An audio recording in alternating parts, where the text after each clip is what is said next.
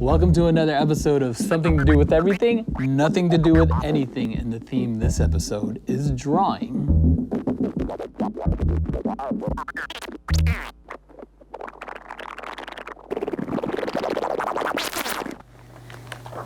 These are some originals from Some of My Best Friends Are DJs comic book. Here I'm practicing the arms pushing the fader.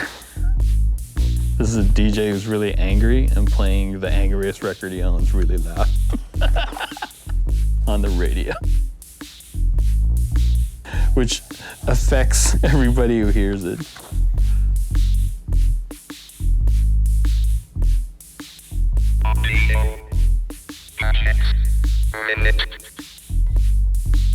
Today we're talking about the Dubrek Stylophone 350S. It is played by the stylus.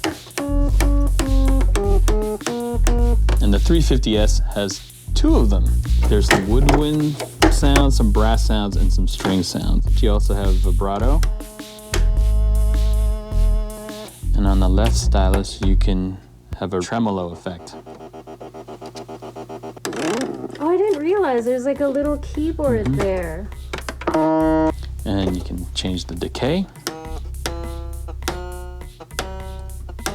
And finally, there's a photo control sensor here, which can adjust the vibrato or the wah-wah.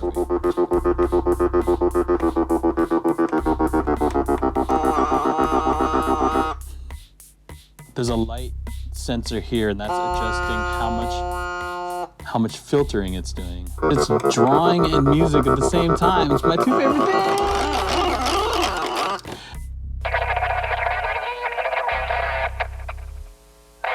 So right now I'm just working on a scratch board, which is sort of a visual representation of how that creature's world works and the idea of these different creatures playing different instruments and recording together and what that music sounds like.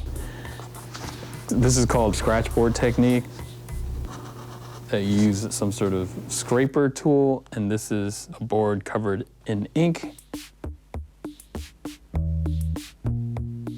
Instead of drawing a line onto a blank piece of paper, you're actually scraping away the ink, so you kind of draw by lighting something.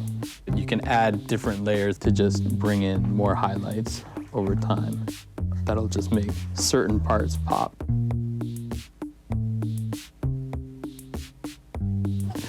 I'm kind of just making it up as I go along right now. So this is let's say a stick bug, and I might draw the drumstick.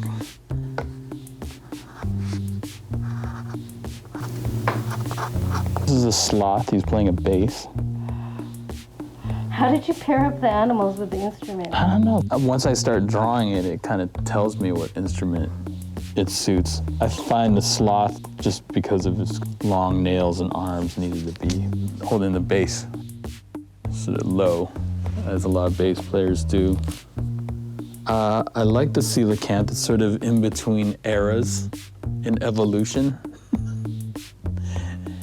Kind of has fins, but it looks like it might be able to walk if it really tried. And it's recording onto this cylinder wax recorder, which is then being mic'd. A lot of it is shape. So when I think about a turtle, or in this case the sea turtle, I think about the shell and I think about what instrument that reminds me of, and it reminds me of a kettle drum. So there he is.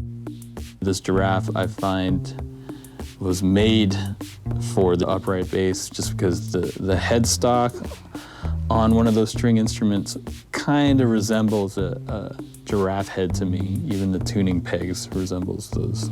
These are conjoined twin octopus DJs that have been on tour with us in our vinyl vaudeville tour.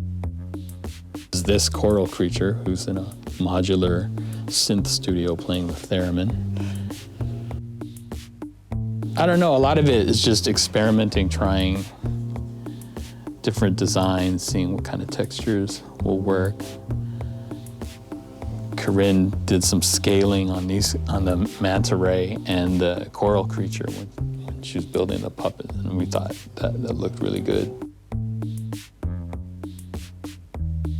Here's a manta ray singing. I just thought it was funny because the mouth is on the bottom. And I know the eyes are supposed to be on the front, but then that wouldn't make any sense as a cartoon to me. So we decided to put the eyes there. It's fun to just sort of see them come to life. And then once they exist in 3D space, to just imagine what kind of music they would make and then go into the studio and try to record through their ears. What do you think the sloth would sound like? Exactly. Long, slow, fuzzy notes. A lot of sustain, you know? He's not shredding, it's just let it drone forever.